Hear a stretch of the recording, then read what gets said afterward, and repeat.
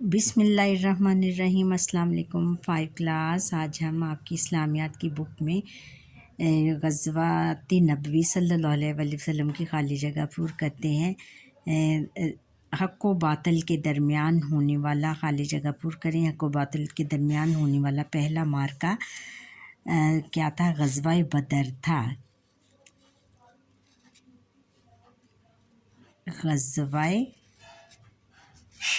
बदर था। ग़ज़वा बदर सबसे पहले होने वाला, हक़ व बातिल के दरमियान सबसे पहले होने वाली जंग यानी ग़ज़वा था। ग़ज़वा बदर में अल्लाह ताला ने आसमान से डैश भेजकर मुसलमानों की मदद फरमाई। फरिश्ते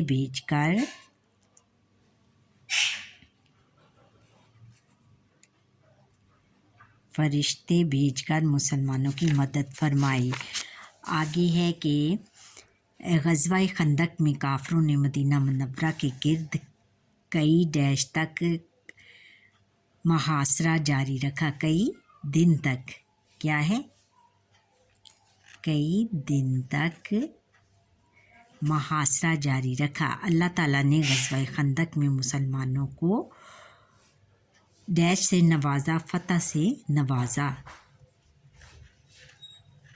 फ़तह किसको कहते हैं? जीत को कहते हैं बेटा। जीत के मुसलमान जीत गए थे। फ़तह नुसरत, फ़तह से नवाजा। और ग़ज़वात नबवी सल्लल्लाहु अलैहि वसल्लम के बाद पूरे अरब पर डैश का रोबो दबदबा कायम हो गया। डैश का रोबो दबदबा यानी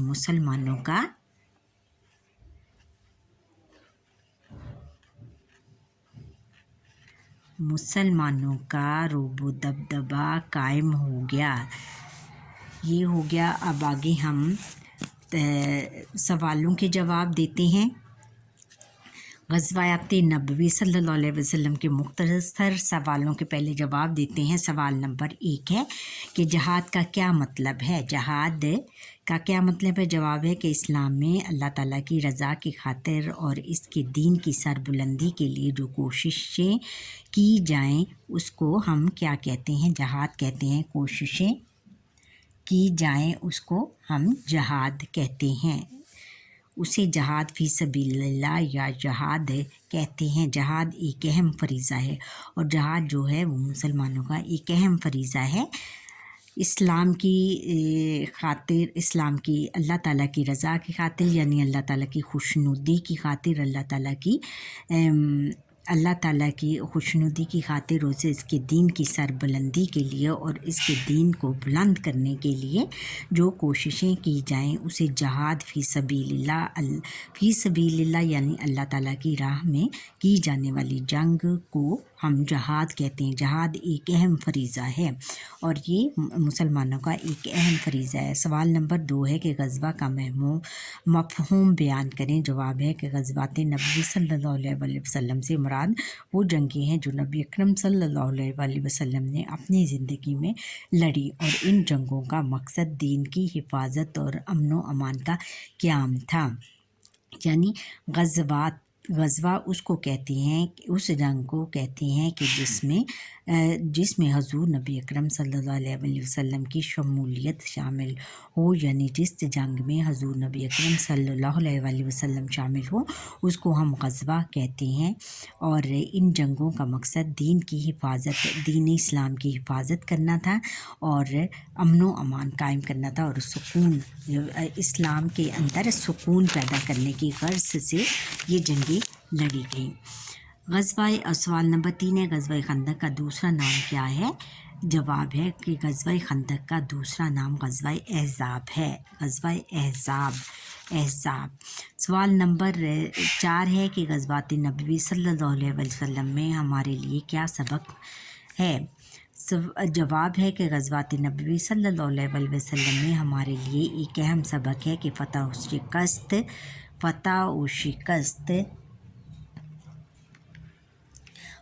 शिकस्त का इन्हिसार تعداد پر نہیں کہ فتح اور شکست، فتح نصرت، فتح اور شکست، کامیابی اور ناکامی کا انحصار، کامیابی اور ناکامی کا جو ہے انحصار اس کا دار و مدار تعداد پر نہیں ہوتا بلکہ ایمانی جذبے پر ہے۔ ایمانی جذبہ یعنی ایمان کے جذبے پر منحصر ہوتا ہے۔ ایمان کا جذبہ کون سا ہے؟ اسلام کے جذبے، یعنی ہمیں اسلام سے بہت زیادہ عقیدت اور بہت زیادہ محبت اور ہونی چاہیے، تب ہی ہم ایمانی طاقت ہمیں پیدا ہو سکتی ہے۔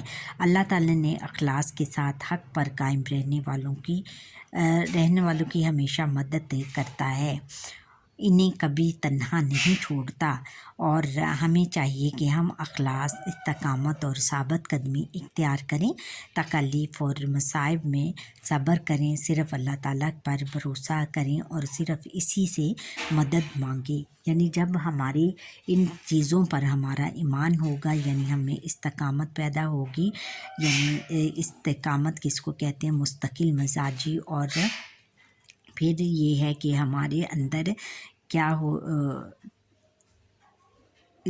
اخلاص بھی پیدا ہوگا اور ثابت قدمی یعنی ڈٹے رہنا، اور ایک ہی اپنے ایک مقصد پر ڈٹے رہیں گے تو پھر ہمیں کامیابی حاصل ہوگی اور اللہ تعالیٰ ہماری مدد کرے گا۔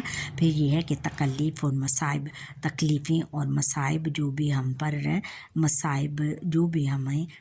ہم پر آزمائشیں آئیں، ان پر صبر کریں اور صبر سے کام لیں گے تو صرف اللہ تعالیٰ پر بھروسہ کریں گے، صرف اللہ تعالیٰ ہی کو یاد کریں گے اور اسی پر بھروسہ کریں گے تو اللہ تعالیٰ ہی ہماری مدد کرنے والا ہے، اور وہی ہمیں ان تکالیف اور مصائب سے نکالنے والا ہے، اور صرف اسی سے مدد مانگے اور صرف اللہ تعالیٰ ہی سے ہم مدد مانگے اور کسی کے سامنے ہاتھ نہ پھیلائیں تو اللہ تعالیٰ پھر ہماری ہر لحاظ سے، ہر طرح سے ہماری مدد کرتا ہے۔ اچھا، اب تفصیلی جواب لکھیں۔ سوال نمبر 1 ہے کہ غزوات نبوی صلی اللہ علیہ وسلم کا تعارف لکھیں۔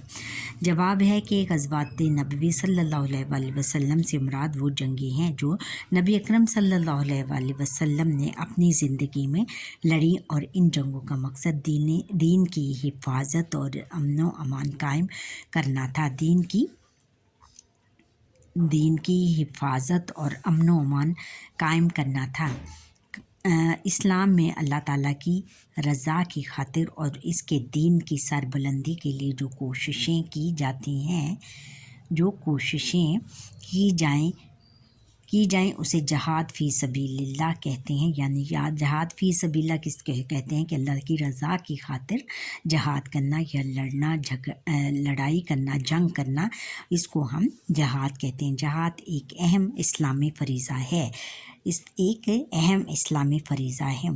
ہجرت مدینہ کے بعد مسلمانوں کی بڑھتی ہوئی طاقت سے کفار مکہ کے ساتھ ساتھ مدینہ منورہ کے یہود اور دیگر اسلام دشمن قبائل بھی سخت پریشان تھے۔ وہ کسی طور پر بھی مسلمانوں کو ایک امت تسلیم نہیں کرنا چاہتے تھے۔ بیٹا، آپ کو پتہ ہے کہ ہر دور میں اور ہر دور میں مسلمانوں کے دشمن پیدا ہوئے ہیں، اور مسلمانوں کو کوئی بھی مذہب، کوئی بھی طاقت ابھرنے نہیں دیتی۔ آج کل بھی جو جنگ چھڑی ہوئی ہے اسرائیل اور فلسطین کے درمیان، وہ بھی حق و باطل کی جنگ ہے، اور وہ یہ نہیں چاہتے کہ مسلمان کسی طور پر بھی ان کو فتح نصیب ہو اور اسلام کا بول بالا ہو۔ اس لیے جب مدینہ منورہ میں ہجرت مدینہ کے بعد جب مسلمانوں نے مدینہ منورہ میں ہجرت کی تو دوسری غیر اسلامی طاقتوں سے یہ برداشت نہ ہو سکا کہ وہ ان میں اتنی طاقت آ گئی ہے کہ وہ ان کی بڑھتی ہوئی تعداد کو دیکھ کر ان کو اتنا برداشت نہ ہوا کہ اسلامی مملکت بھی پھلے پھولے، تو انہوں نے وہ کسی طور پر بھی مسلمانوں کو ایک امت تسلیم نہیں کرنا چاہتے تھے، وہ مسلمانوں کو ایک امت تسلیم نہیں کرنا چاہتے تھے۔ اسی ناپاک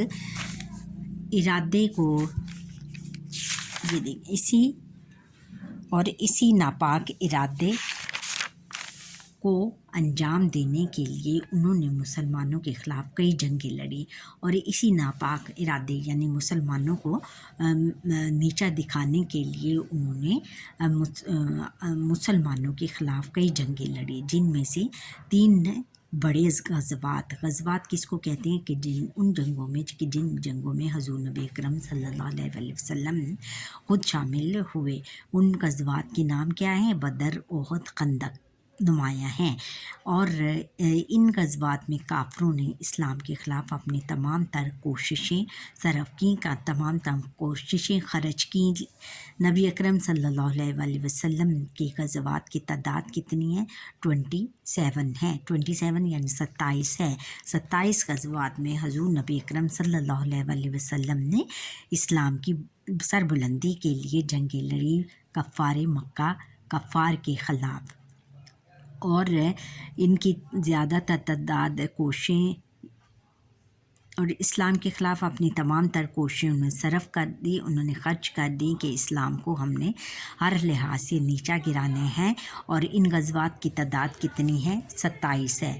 اب سوال نمبر 2 ہے، غزوات نبوی صلی اللہ علیہ وسلم کے نتائج و فوائد تحریر کریں۔ جواب ہے کہ ان غزوات میں آپ صلی اللہ علیہ وسلم نے بہترین حکمت عملی اپنانے کے ساتھ ساتھ مساوات، رحم دلی اور عفو درگزر کی ایسی مثال پیش کی جس سے کہ نہ صرف دشمنوں کو شکست ہوئی بلکہ کئی لوگوں کو راہ ہدایت پر لانے کا سبب بھی بنی۔ حضور نبی اکرم صلی اللہ علیہ وسلم ان غزوات میں بہترین حکمت عملی، بہترین منصوبہ بندی اپنانے کے ساتھ ساتھ مساوات، برابری اور رحم دلی یعنی دوسروں پر رحم کرنا، اور رحم دلی اور عفو درگزر اور معاف کرنے کی ایسی مثال پیش کی کہ جس سے نہ صرف دشمنوں کو شکست ہوئی بلکہ کئی لوگوں کو راہ ہدایت پر لانے کا سبب بھی بنی، بلکہ کچھ لوگوں کو ہدایت دینے کا بھی سبب بنی جو کہ مسلمان تھے لیکن اتنی ہدایت نہیں آئی تھی، اور ان کو ہدایت دینے کے بھی سبب بنی، یعنی کہ تمام خصائص یعنی مساوات، رحم دلی اور عفو درگزر کی ان میں پیدا ہو گیا، اور وہ پھر ان کو ہدایت آ گئی۔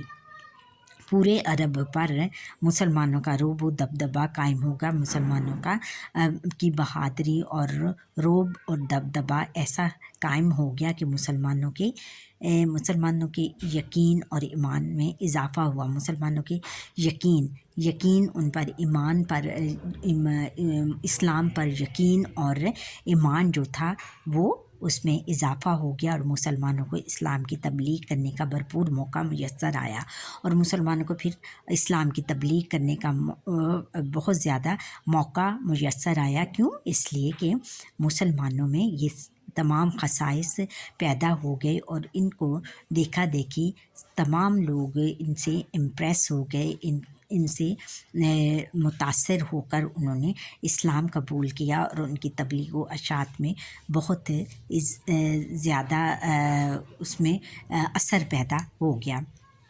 غزوات نبوی صلی اللہ علیہ وسلم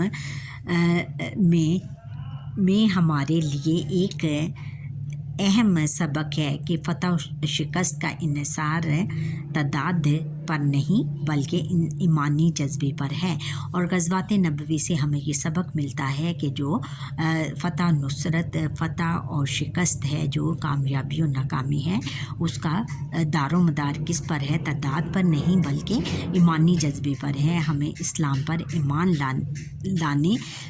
اسلام پر پکا ایمان ہو تو ہم کامیاب ہو سکتے ہیں، اس کا تعداد کا اس سے کوئی تعلق نہیں۔ اللہ تعالیٰ کا اخلاص کے ساتھ حق پر قائم رہنے والوں کی ہمیشہ مدد کرتا ہے، اور سچائی پر قائم رہے جو، تو اللہ تعالیٰ حق پر جو قائم رہتا ہے، حق یعنی سچائی پر جو قائم رہتا ہے، اللہ تعالیٰ اس کی ہمیشہ مدد کرتا ہے، اور پھر وہ ہر کام میں، ہر فیلڈ میں، جنگ میں اس کو فتح نصرت عطا کرتا ہے، انہیں کبھی تنہا نہیں چھوڑتا، اور انہیں پھر کبھی اکیلا نہیں چھوڑتا، جن میں بھی ایمانی جذبہ پیدا ہو، ایمانی جذبہ موجود ہو۔ ہمیں چاہیے کہ ہم اخلاص، استقامت اور ثابت قدمی اختیار کریں، تکلیف اور مصائب میں صبر کریں، اور جو بھی تکلیف اور مصائب، جو بھی پریشانیاں آئیں اس میں صبر کریں، اور صرف اللہ تعالیٰ پر بھروسہ کریں، اور ان کو دور کرنے کے لیے صرف اللہ تعالیٰ ہی سے دعا مانگیں اور اسی پر بھروسہ کریں، اسی پر ہی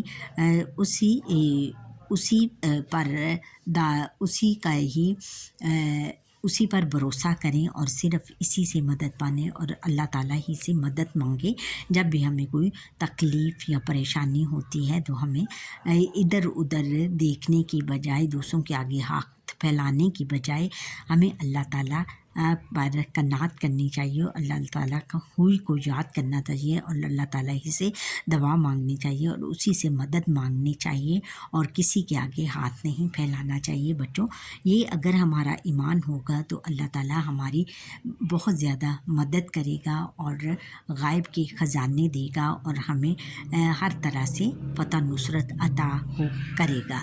اچھا بچوں، یہاں پر ہی ہمارے آج کے لیکچر کا وقت ختم ہوا۔ آپ مجھے لائک، سبسکرائب اور بیل آئیکن پر کلک کریں، اور کمنٹ کرنا نہ بھولیے گا، اور میرا لیکچر اسکپ مت کیجیے گا، شروع سے لے کر آخر تک دیکھیے گا۔ اللہ حافظ۔